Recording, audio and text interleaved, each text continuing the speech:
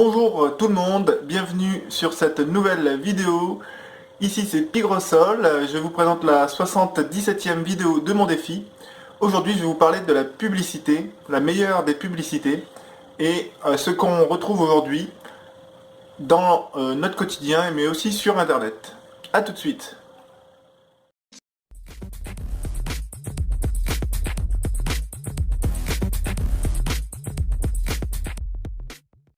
Alors, la meilleure des publicités. En fait, vous le connaissez certainement, vous le pratiquez certainement également parce que c'est justement quelque chose de naturel. C'est tout simplement le bouche à oreille. Quand quelque chose vous plaît, vous le partagez, vous le mentionnez. C'est plus, je veux dire, c'est beaucoup plus que le partager, partager un article ou un commentaire sur un réseau social. Quand quelque chose vous plaît, vous allez en parler de vive voix. Vous allez voir la personne, vos amis, vous allez leur dire « Hey, t'as pas vu ça? C'est excellent !» Et ça, c'est du marketing de la meilleure qualité. Parce qu'il y a du vécu derrière, il y a quelque chose vraiment qui vous lie à la chose. C'est la personne à qui vous dites ça, vous pouvez ressentir, voir dans ses yeux ce qu'il y a derrière. Alors, actuellement, qu'est-ce que l'on veut dans les entreprises actuelles? Elles mettent énormément d'argent pour faire de la publicité des petits commerciaux pour leurs produits. Moi je me dis, regarde, plus ils mettent de l'argent dans leur marketing, moins ils peuvent en mettre dans la qualité de leurs produits ou dans le service après-vente. Deuxièmement, si leur produit est vraiment bon, on va en parler naturellement, comme je vous disais, le bouche à oreille, quand un produit est vraiment bon, il se fait connaître, même s'il n'y a aucun marketing derrière. Donc plus ils mettent de marketing, ça veut dire que leur produit est mauvais et qu'ils sont obligés de faire ça pour pouvoir le vendre. Parce que sinon ça n'intéresserait pas les gens. Donc ils sont obligés de jouer un petit peu avec les sentiments, avec les mémoires des gens. On sait à peu près, il faut que une publicité soit affichée, je sais plus, une cinquantaine de fois à l'esprit humain pour qu'on ait, on ait le conditionnement de l'acheter. Si on se retrouve dans une grande surface ou dans une boutique, on va le voir, on va dire « Ah, je connais ça », mais en fait on le connaît pas, c'est juste parce qu'il a été affiché un nombre de fois déterminé à notre esprit et que ça a été enregistré automatiquement. Du coup, on se retrouve à avoir des objets qui ne nous servent à rien ou bien qu'on ne sait pas pourquoi on les a achetés. C'est merveilleux. Mais du coup, voilà, c'est ça. Plus une entreprise fait du marketing, moins son produit a de la valeur finalement. Parce que justement, elle est obligée de faire énormément de marketing pour pouvoir le vendre. Donc c'est un procédé malhonnête finalement que de nous submerger de commerciaux, etc. Et pour moi, c'est un petit peu devenu un réflexe. Maintenant, plus je vois de commerciaux d'une certaine marque, et plus je me répète, ah, tu vois, cette marque-là est tellement mauvaise qu'elle est obligée de faire de la pub par elle-même. De faire de la surpub. Et alors, je voudrais vous parler aussi de Internet. Alors, sur Internet, maintenant, on trouve beaucoup de... Même malgré les nouveaux marketeurs, les personnes qui se lancent sur des produits en ligne, etc., avec des pop-up qui arrivent pour récupérer notre adresse email, nous offrir un cadeau, et puis, bon, ça c'est correctement, mais il ne faut pas que ça soit intrusif, parce que sinon c'est déplaisant. Puis en plus, alors là maintenant, les derniers que je me suis inscrit là, parce que j'ai regardé leur chaîne YouTube, et puis ils ont leur page web, etc.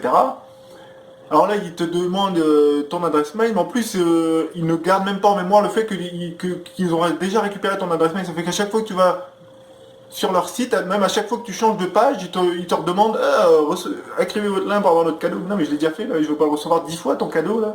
Ça, je te remercie. Là, tu pourrais prendre en note que je veux dire, la technologie te permet de savoir que je suis déjà venu, te permet de savoir qui je suis parce que je t'ai donné mon nom et mon email. Tu sais, bref. Je trouve que c'est abusé, c'est du forcing pour récupérer des emails, pour être sûr de récupérer l'email, sauf que finalement ils sont sûrs aussi de déplaire à leurs prospects, justement parce qu'ils font trop de forcing. Et même aussi par rapport aux services d'autorespondeur par exemple. C'est bien pour te faciliter la tâche, mais c'est aussi très bien pour finalement... dépersonnaliser la relation que tu peux avoir avec ton client, avec ton prospect. Malgré le pire, c'est qu'il y a des prospects qui, enfin, il y a des entrepreneurs qui mettent dans leurs emails, oui, je suis très content de t'avoir dans ma liste, etc. J'ai un petit enfin bref, il parle comme si il parlait qu'à toi seul, alors que la personne n'est pas bébête, quoi. Elle sait très bien que cet email-là, il est formulé de la même manière aux 10 000 personnes de ta liste d'emails. Donc ça sert à rien de faire croire que c'est personnel, là, c'est pas du tout personnel. C'est juste parce qu'ils peuvent inclure le nom, le prénom, tu sais. Ils pourraient même plus pousser, tu sais, changer le genre des phrases en fonction que ce soit un homme ou une femme. Que ça resterait toujours impersonnel finalement. Même si ça prend l'apparence, la personne n'est pas idiote. Et d'ailleurs, je suis tombé sur un article hier qui parlait du problème de prendre les gens pour des idiots dans les sites de développement personnel, quoi, comme si c'était des cruches, quoi. C'est pas parce que la personne veut faire du développement personnel qu'elle est pas, qu'elle en a pas de développement personnel pour le moment. Puis justement, c'est parce qu'elle veut faire du développement personnel, elle est consciente de sa situation. Du coup, c'est pas Monsieur Tout le Monde non plus qui va faire des démarches pour améliorer sa condition, quoi. Bref, il y a ces petites choses-là qui me déplaisent. Alors, je sais pas ce que vous en pensez. Euh, pour reprendre un petit peu au niveau des web marketeurs par internet qui sont trop intrusifs et qui n'utilisent pas finalement la technologie adéquatement puisque ça devient pas agréable pour le prospect, pas pour les visiteurs. Au niveau des entreprises physiques, enfin de la publicité qu'on voit un petit peu tous les jours, qu'on voit tous les jours, que ce soit par les médias, la télévision, la radio, les vitrines, il y a énormément de produits de marketing qui sont partout. Mais finalement, plus une entreprise investit dans le marketing, moins elle utilise cet argent pour la qualité de son produit ou pour le service après-vente, ou le service à la clientèle. Et aussi parce que finalement, la meilleure des publicités, c'est, et ça restera toujours, le bouche à oreille. Donc, plus une entreprise a besoin d'utiliser ses autres moyens de marketing, et ben ça veut dire que moins elle croit en la qualité de son produit, et donc elle doit en faire la communication le plus possible par elle-même. Donc voilà, ben c'est tout pour cette vidéo du jour. Si vous avez des remarques, des questions, n'hésitez pas à les poser dans le champ de commentaires qui est en dessous de la vidéo. Si la vidéo vous a plu, pensez à cliquer sur le pouce bleu en dessous. Vous pouvez aussi vous abonner à la chaîne si ce n'est pas encore fait.